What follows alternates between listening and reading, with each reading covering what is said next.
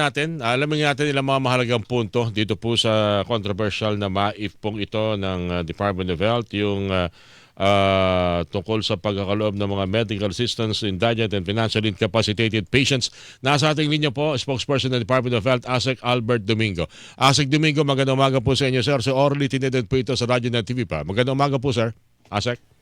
Magandang umaga po, magandang umaga Orly at sa lahat ng mga kapuso nakikinig at nanonood. Ako, aaminin ko, hindi ako pamilyar sa MAIF-IP, pero maraming beses na akong may idinulog sa ilang mga politiko, mambabatas na gamit po yung guarantee letter. Ang pagkakaalam ko nga, pondo ito ng DSWD. Sa DOH pala ito, ASEC, ano? May sarili pong pondo na pang medical assistance yung DSWD. Meron rin po yung DOH. Yung sa DOH po yung sa ating medical assistance for indigents. MAIF po. Okay. Or MAIF. Okay, ito pinag-usapan kasi ito dahil hindi man direktang tumutukoy na maaari may makinabang po sa pondong iyan na direktang mapupunta sa mga politiko, pero maaring yung tinatawag na political patronage, baka gamitin itong leverage sa pagtulong at kapalit ay ang pagboto sa kanila tuwing eleksyon. Kaya sinasabi, alisin na ho sa kanila sa DOH na matanong ko lang, Asek, itong sistemang itong binibigay sa tulong ng guarantee letter, kailangan pa ba talagang kung sakasakali man, babagoy ko yung tanong ko. Kung Hindi mo kailangan, kaya ho ba ng DOH? Kayo mismo, kaya niyang isa-isain ito? Tukuyin ng lahat nito, lahat ng mga may nangangailangan na bayarin sa ospital, kayang-kaya tugunan ng DOH? Orly, nangyayari po yan. Tawag namin dyan, zero balance billing. Walang GL, walang politiko, walang pila-pila. Basta pumunta ho kayo sa isang DOH hospital at nagpa-admit sa ward o basic accommodation. Walang tanong-tanong. Pagdating ng bill, zero na. Yung zero billing, ang isa sa tugon po pala dito, Asek, ganun po ba yan? Yes, maganda na tanong mo yan, no? Kasi hirap na hirap akong ipaliwanag, Orly, na kaya isinusulong ng ating Pangulong Marcos Jr. at ni Secretary Erbosa yung zero balance billing. Importante ho kasi, aalisin na natin yung pagkakataon ba na manlilimos ka pa, manghihingi ka pa, makikipaki ka pa dun sa tingi o yung tinatawag na balance. Kaya ang sabi ng Pangulo, sabi ng kalihim, zero balance billing na. Yan yung dahilan kung bakit sinuportahan namin yung panukala. Kasi diba, sa ating budget process, may dalawang version kasi yan eh. Yung mula sa House, tas aakit sa Senate, and then sa pagsusulubungin nila. Yung panukala ng DOH para sa MAIF for 2026, actually mababa lang. Mas mababa na sa 24 yata or 25. Nung lumabas yung House version, tumaas siya, tapos binaba uli ng Senate, no? So I think from 24, 25, umakit ng 40-something, tapos binaba ng Senate to 29. And then ngayon po sa ating General Appropriations Bill at BICAM level, bumalik po sa 51.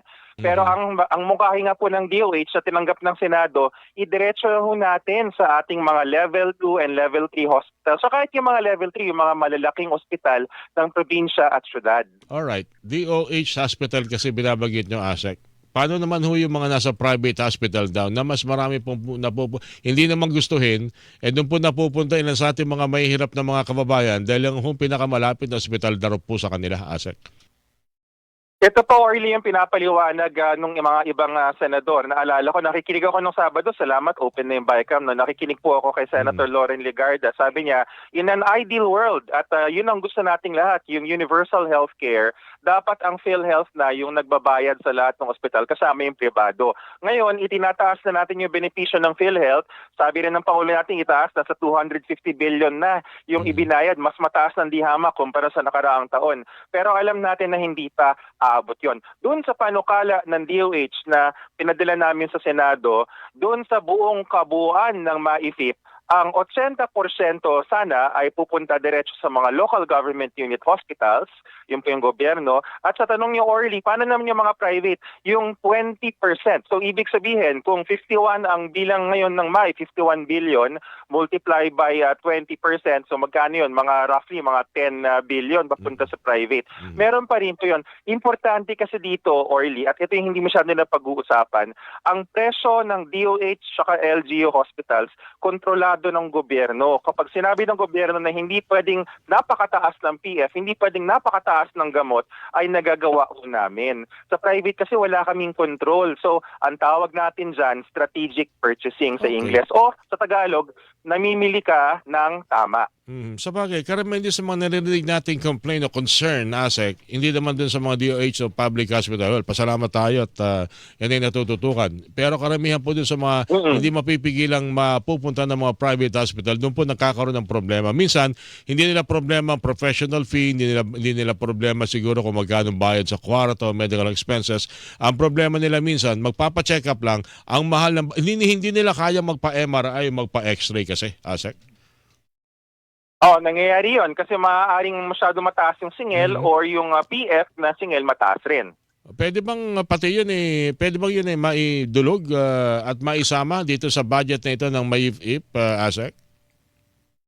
Yan kasi ang Ipagpapacheck up na yan? pinag-usapan din yan. Pinag-usapan din. At check-up ba ang pinag-uusapan na, Orly? Kung check-up ang kung check-up ang pinag-uusapan natin, hindi yung inpatient. Iba ho kasi yung inpatient, kayo yung na-admit. No? Tama Pag check-up, gusto niyo magpatingin sa outpatient. Yan po yung pinapaigting doon sa PhilHealth side, yung sinasabing yakap. Kaya magpalista na ho sa mga yakap provider kasi meron din hong screening yan, yung mga test na yung laboratorio. At the same time, yan rin po yung ginagawa ng DOH, yung mga bukas centers, yung bagong urgent care and ambulatory service centers, kung saan naililibre namin yung ating mga kababayan, may 56 na yata sa buong Pilipinas. Ngayon, dun sa private, yung yakap yung gagamitin para tayo ay makapagpa-check up. Okay, mabuti na pag-uusapan natin ito, ASEC. Kasi sino ba naman ang gustong hingi ng tulong sa politiko? Kahit ako, ayokong gawin yan Pero wala kasing, wala kasing paraan para makakuha ng direkta. Siguro akala nila sa ating mga kababayan, ang hirap naman kung saan ako pupunta. Hindi pala dapat ganun ang isipin natin mga kababayan, ASEC. At anong may papayo po ninyo doon sa mga ganung kaisipan na saan pa ako pupunta? Ang haba-haba ng pila bago ko asikasuhin, gabi na, kailangan ko ng ganitong tulong. Ano po ang sagot niyo doon, ASEC? Tama ka doon, Orly, no? Karapatan nating lahat ang universal healthcare ayon sa batas.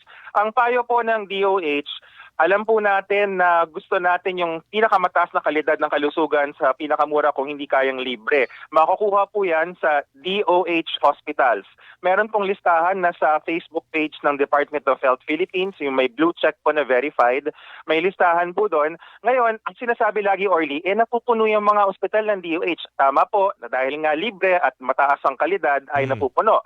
Ang susunod na mangyayari, yun yung panukala namin, itong MAIF na to, dapat 80% niyan gamitin para pwede naming bayaran yung mga kama ng mga LGU hospital na sa ngayon kasi hindi lahat zero balance. Kapag nangyari yun, Orly, pati yung mga probinsya, yung mga syudad, makakapag zero balance billing na. Tapos may matitira na lang na 20% ng MAIF para dun sa private. Yan ang mungkahi ng DOH. Ayan, sana hindi na tayo humantong doon sa may nangangailangan at namimiligro yung buhay ng kanilang mahal sa buhay kung saan papupunta. Maganda binabanggit yung ASEC. Dapat alam at dapat accessible sa ating mga kababayan ang mga tanggapan nito na pwedeng magkaloob ng tulong sa mga nasa hospital natin na kinakailangan tingnan sa mga paggamutan ng mga kababayan na ASEC, Albert.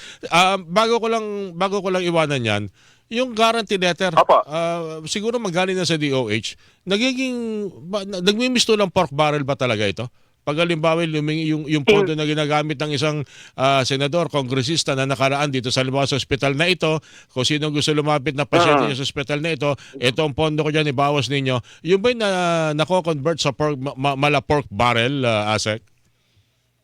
Yan nga ho, hindi namin maintindihan, Orly, kasi hindi kailangan ang guarantee letter para magamit ang ating MAIF. Dumiretso lamang po sa DOH hospital o kaya kung kayo po ay nasa LGU or private hospital, hanapin niyo po, ma'am, sir, saan po dito? Sino pong pwede namin kausapin na social worker? Social worker. Yung social worker, yes, marami ho yung mga social worker, lisensyado ho ng PRC yan. Wala akong hindi yan tumatakbo sa Kongreso, hindi yan tumatakbo sa Senado. Mga kapwa Pilipino yan na hindi sila politiko at ang alam nila kung paano i-access yung mga funds ng DOH nang walang utang na loob, walang pirma-pirma, walang letter-letter para ma-zero yung bill natin. Ang ilan kasi sa ating mga kababayan, halimbawa, ang billing nila ay 10,000. Pag yan ay ginamitan ng MAIF, nagiging 40,000. Para Imposible naman yun. Ah. Dadagdagan yung babayaran mo tapos mag-aatian naman yung, yung, yung siningil na Oo, yun. Ano? yan ang problema.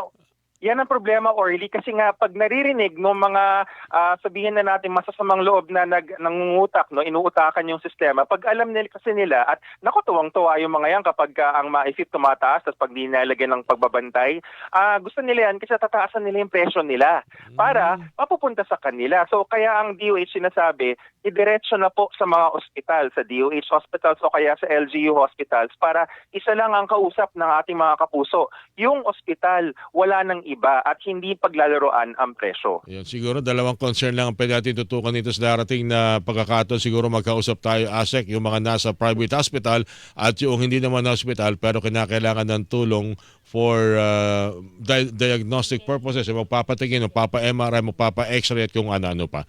ASEC, maraming salamat po sa inyong binigay na pagkakataon, sir. Sa ulitin po, thank you po sa inyo. Opo, maraming salamat ka, Orly, at sa lahat ng mga kapuso nakikinig nanonood. Good morning! Tagapagsalita mo ng Department of Health, ASEC Albert Domingo, mga kapuso, ang inyong napakinggan. Buena Manong Balita. Ng Hilingan, walang pinopro